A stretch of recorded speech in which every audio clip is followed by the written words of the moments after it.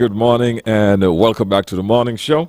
And let me say good morning to the officers here in the studio with me, Inspector Phipps and Sergeant Henry.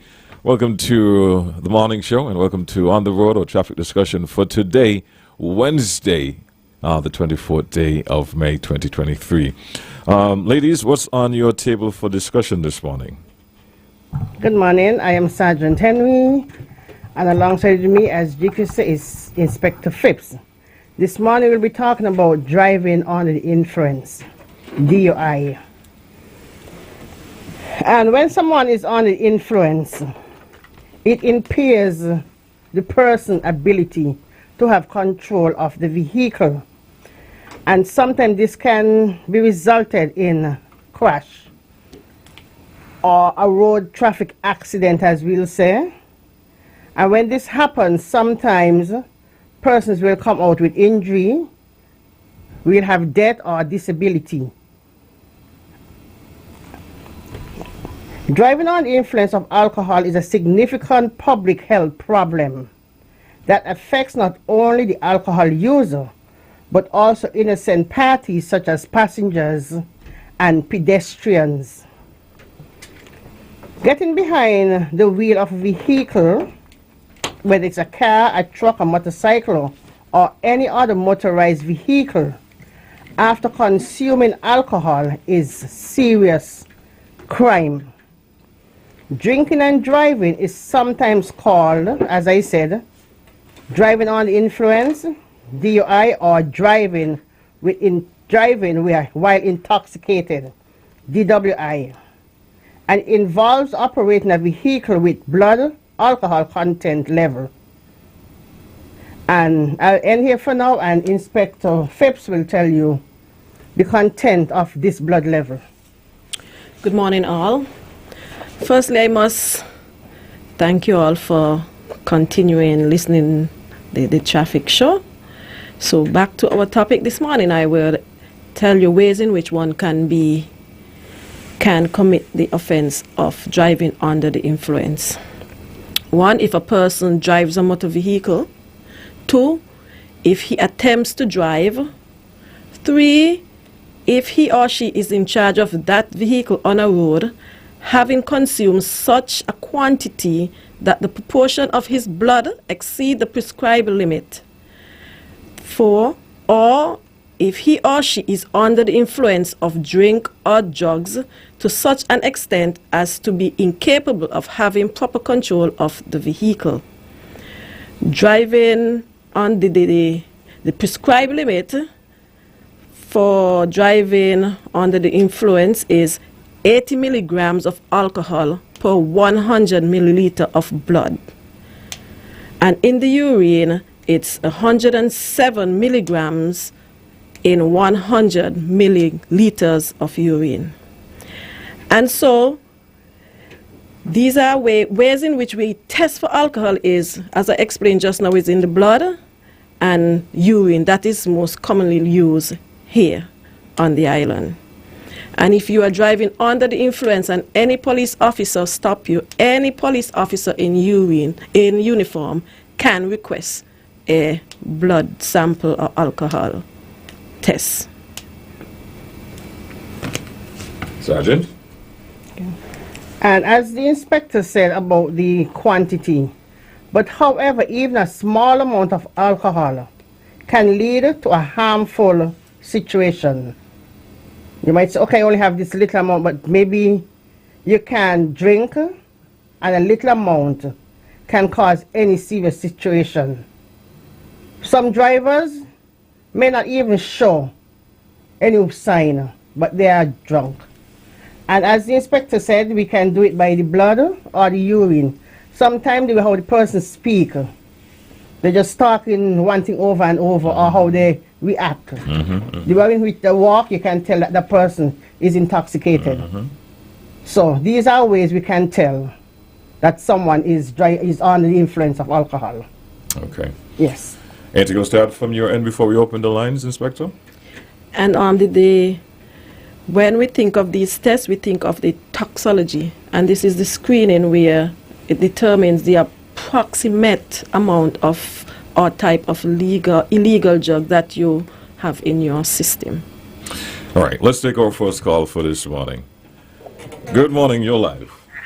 Hello, GQ. Good morning. This is Sonny Boy calling you from the States. Yes, good I want to morning. ask Inspector Phipps and Sergeant Henry a question. In America, even if you're not moving and you get caught behind a vehicle and the police smell your breath, you still can be charged with DUI. Is the same way in the Federation? Yes, sir. That's my question. Yes, sir. That's why I said if you are in charge of the vehicle. All right, I think he left already. Good morning, you're live. Good morning, Mr. Liebert. Good morning, GQ. Good morning, Inspector Phipps. Inspector Phipps, good morning to you. And good morning to Mrs. Sophia Henry. Good morning to you all. Good morning, Good morning, Carlo. sir. Morning. I love this topic. It's hot. It is so hot that I do have a good memory about what took place approximately 10 years ago in Frigate Bay. And I do believe sometimes these things are done and give preferential treatment to people of color of skin, not called white, but significantly are Caucasian. A young woman was driving a rented car and collided with another vehicle. Police came as standard and take all the necessary measurement and ask questions. And like you said, significantly you can tell that person is intoxicated. That too, the alcohol was smelled, her behavior pattern, and mumbling words to respond to the police officer and ask questions. But never one time asked for a blood sample. That person went to court, and the case was thrown out. So what it is that you're saying that makes me and those who are listening to you believe it is true. I am not impressed. What you're saying does make sense, but I am not impressed because in a lot of cases I've seen where y'all are inconsistent. And I'm not getting hard on you, but I'm speaking the truth because the truth is not foreign to me. I'm going to finish with this, but sometime next week if I live, I'll get back around an issue that you speak about last week on the radio station Win FM. I'm not going to let someone else talk. I'm going to say goodbye to you all and thanks for listening. But what I'm saying, it is so true. And I believe all you are very inconsistent about certain things. And giving preferential treatment to certain people of color who are called Caucasian, subject to be seen white people. Have a good day. Thank you all for listening. Goodbye. Thank you, Carlo. Any response, Inspector? I'd somewhat disagree. We do not, look at you because of your color. We deal with it from the law, and as we see is it necessary and fitting. All right, let's go back to the phone line. Good morning, you're live. Good morning, GQ. Good morning. Morning, Inspector Sarge. Good morning. Hey, good morning. Very good. I know the voice now. Good morning. I very good topic, as I said, but I would like if you can take us a little further how you go about getting these debates for the court, drunk driving and so on. Help to educate people, because we have ignorant people still around, can help them morning or for the period you'll be doing that topic, because it's not a light topic, Take some time with it. So if you could help us, how you go about getting whatever evidence you want to get for that, peace and the law. I listen after you. All right. Thanks for your call. Inspector? Caller, once we've requested that alcohol test, if the victim or if they refuses, it's an offense. Once they comply, we take them to the hospital, and at the hospital our persons in charge will take the test. After the test is completed, we would get the results, and so we would make the results a part of the case file and take it before the court, and a doctor or the chief medical officer will come and give that evidence in court. Sergeant Henry, anything to add to what Inspector said? Just to add on that, when you take the person before to the hospital, there's a consent form they have to sign. They should sign, not have to. There's a consent form they should sign, giving the doctor permission to do such. And even if they refuse, you can still have it done, but they must, they should give consent. If they don't, then they can still be charged for it without that, because you can go in, as I said, and say, the person was operating, the way how they speak, the way how they walk. But you must have, or you should get that consent form signed by that person before you carry out such. All right, let's go back to the phone line. Let's take this call. Good morning, you're live. Good morning, GQ. Good morning, Sergeant, and good morning, Inspector. Good morning. sir. Morning. My question first. What is the way to use a roundabout? Let's use the airport roundabout, for instance. What direction you're going from Bastille to Keyon, and you want to go straight across? Which lane do you take to go across here? If you're coming from Bass, you're going to Keon. You stay on the outer one, which is the left one, because you're going straight.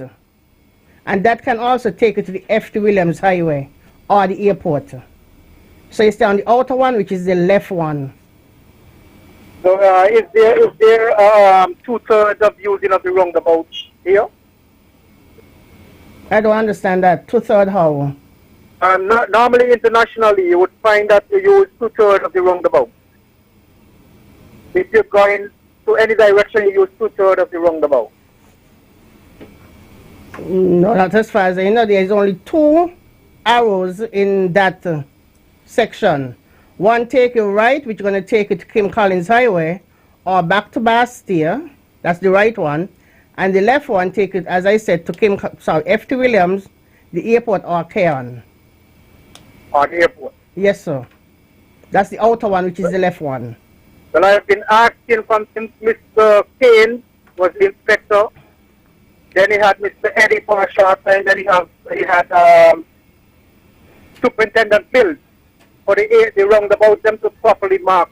But it seems as though that it's been falling on deaf ears. So now, Mr.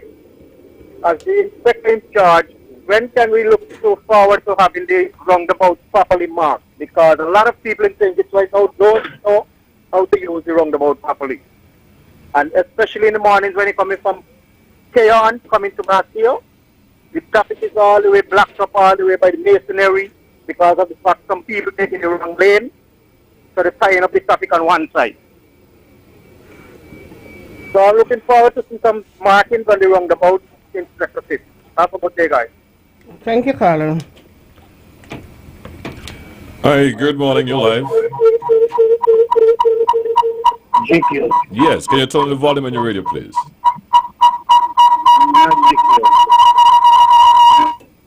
Can you turn the volume on your radio, then we continue. Are you there? Yes, I did. All right, go ahead. The officer is correct. A lot of bus drivers doing a lot of stupidness coming in. Hold on a second. We're getting a lot of feedback in this studio, and I suspect it's because you have your radio on, trying to listen at the same time. Can you turn it down so we can have the conversation, please? May I have any radio? Are you close to one? All right, let's try this next call. Good morning. Yes, good morning. Yes, morning. Okay, we're not getting any feedback, right? Not at all. Okay, good. I'm glad Miss Henry is on that program.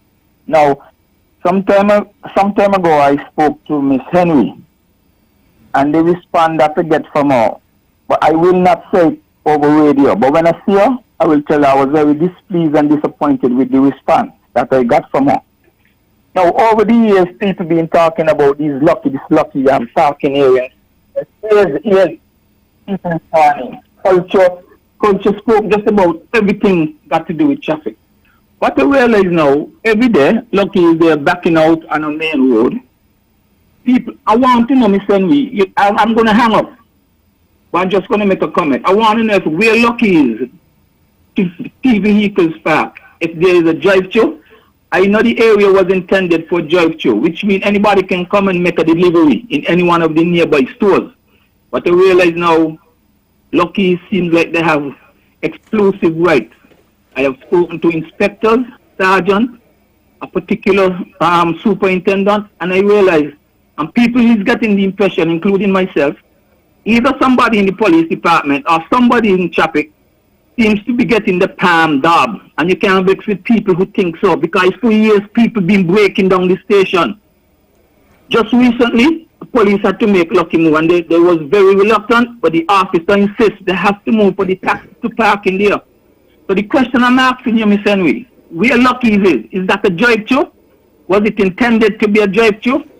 Why Lucky's feel they have the exclusive right that when they park a vehicle, they park on the outside, so nobody else could go in. And they have 3 vehicles, so it's none there, and they come, they park on the outside, so not even another vehicle to get in.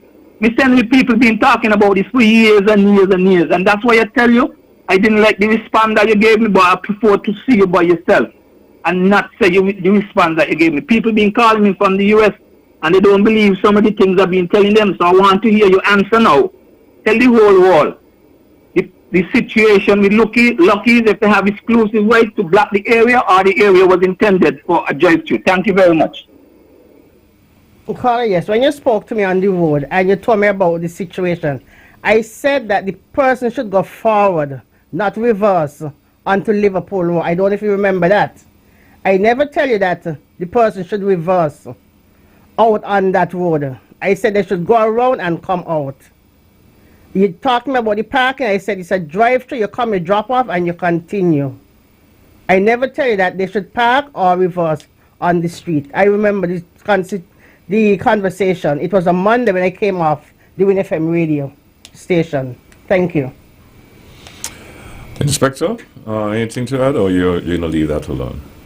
Well, it's a drive-through, so I'll go down there and I'll have a conversation with the persons for Lucky's and who else have businesses in that area, because you're supposed to drive to drop off and move along smoothly. Okay. Good morning, you're live. Yes, sorry, I just want to clarify something. Miss Henry, I'm not trying to query what you're saying, but I said I was going to tell you off here. That's not what you told me, but before when I see you by yourself. This is the main point. This has been happening for years and years. So why now, the other inspector now saying she will go down there? Many officers went down there over the years and nothing being done. It's 3 years. It's not like it happened yesterday. So your response is not pleasing to me. 3 years I'm saying it's happening. It's not like a complaint was made yesterday. This is 3 years since Lucky opened. So please, come with the rightful answer and let the world hear you. So the rightful answer. You're making it sound like you're going down there now, and next week the same thing gonna happen. Put signs or something, man. Don't be giving them lame answers. Because 3 years it's been happening. Thank you very much. All right, we'll move Thank you, caller. We'll move on to the next call? Or you Yes, gonna? sir. Okay. Good morning, you're live. Yes, good morning, Mr. Levy. Yes, morning. And good morning to the officers them there. Good morning. sir.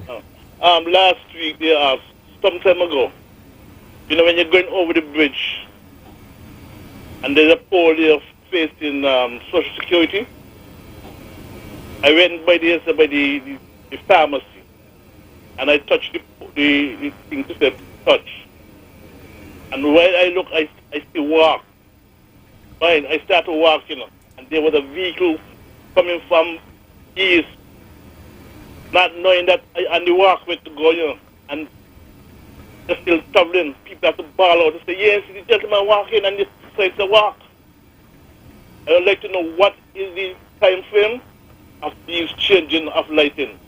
And when people start to walk, this normally change and gone back to the red. So I'd like to know what is the time frame, because these things you need have to be looked at. Somebody might get into a serious accident, and they're going to say, oh, we should have waited until the light come on. And when the light come on, drivers still driving. So please rectify that to me, please, with the lighting and how many minutes it takes so we can benefit. Thank you. Any response? Okay, caller, yes. When the silhouette man come up, that's the person to tell you walk. You start walking, but if you do not do it at that time, when you start counting down, that is when the time start to go on.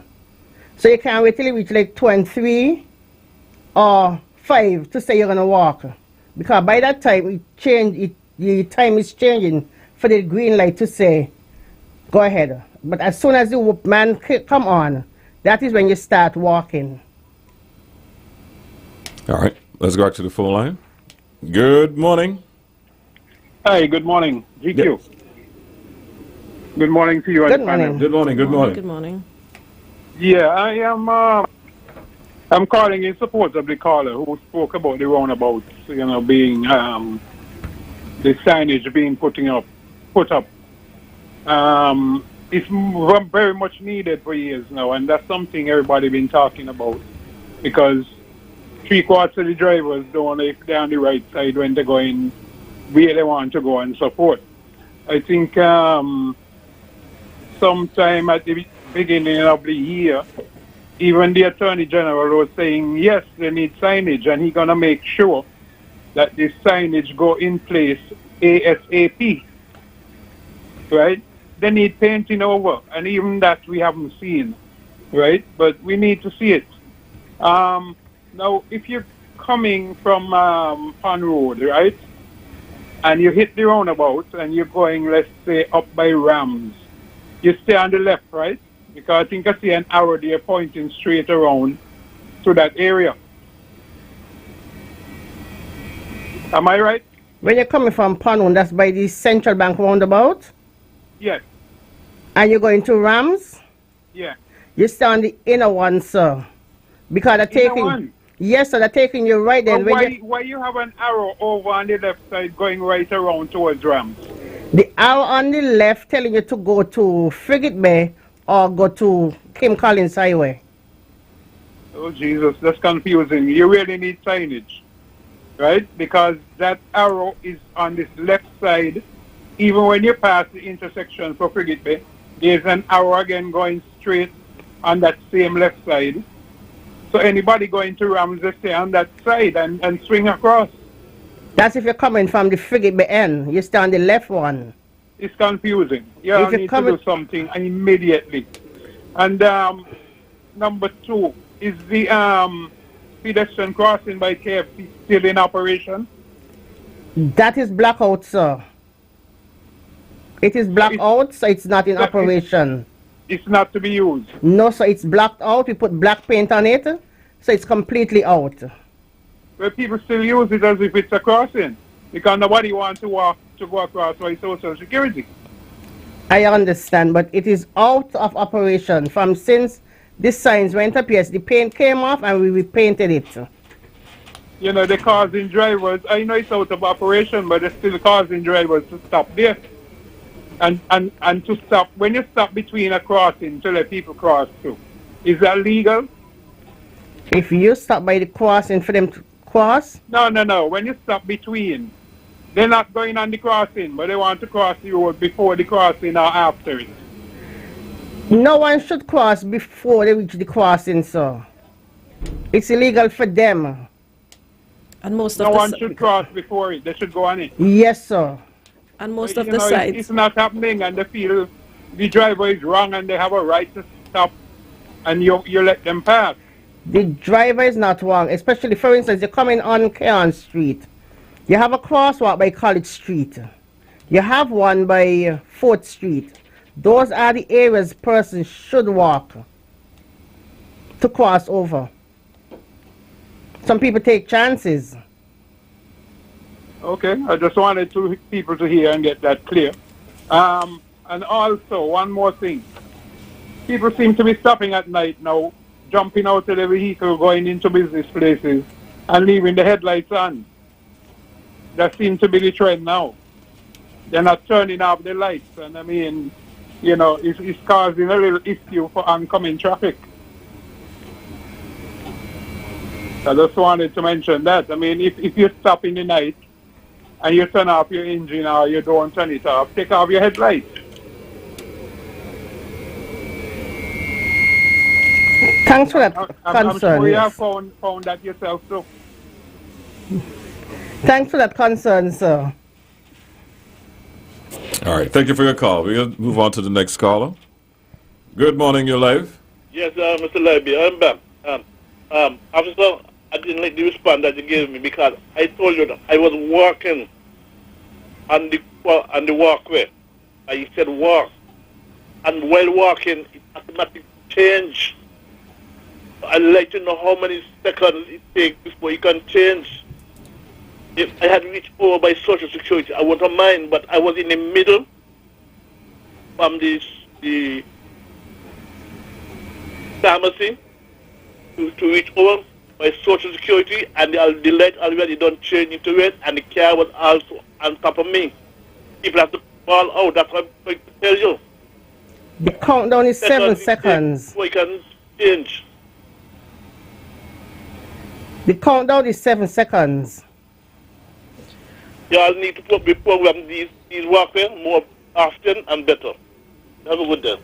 Thank you, caller. Just to add, sir, if you do not walk within the sensor and it doesn't pick up, the light would automatically change to whether green, or it all depends on the nature of the day and the amount of traffic on the road as well. Okay. So the lights have different timing. For example, at the peak hours in the morning, the light will have a different, and 4 o'clock in the afternoon. It all depends on the timing of the day. All right, we're going to take our final call for this morning. You're live. Hi, yes, good morning again. When you talk about the crossing, is the jaywalking still on the book? Because I remember a couple of years ago there was a law passed for jaywalking. Yes, it is. Like this? Yes, it is, sir. Okay, well, for some reason, somebody not doing their work, because I've seen police officers, traffic wardens, watching people crossing in front of vehicles. Green light just come on, especially by College Street roundabout on the other side for the west side section. There's a crossing there. There's only crossing on the east side. And people crossing on the west side, like it's a normal day, in walking in the yard or something. And nobody doing nothing. Nobody giving them no ticket or nothing. And when the drivers them now, so well, it's green light, I can't walk here. Oh, why don't knock me down and after the story they're going on with. So something needs to be done. If there's a law, then let the law be followed. Because a lot of people will not do this. And until something happens again, they're going to get arrested and locked up. I mean, we need to do better than that. If there's a law, let the law be operated by everybody who is responsible to give tickets, let them give the tickets. Because I've seen it numerous times and nobody doing nothing about it. So, Inspector, please do some work, because I was told by the former commissioner that he's going to put somebody in action to work up on the traffic. So now that you are there, I'm figuring that you're supposed to be the action person. So please let's get some action, Inspector. Thank you. Point taken, caller. Well, that's going to be our final call. It's now 9 o'clock in the studio. Time for 9 o'clock report compliments to Grange. So I'll give both of you your final say, if I can put it that way. Sergeant Henry? Safe driving requires the ability to concentrate, make good judgments, and quickly react to situations. However, alcohol affects these skills, putting yourself and others at risk. Remember, the life you save might be your very own. Inspector? Okay, we know that this is a long weekend coming up and a lot of partying will be taking place. So I'm appealing to all, drink responsible and have a designated driver. Thank you for listening. Thank you for watching. Stay tuned. We have a 9 o'clock report up next. The road is now a racetrack, threatening life and property. You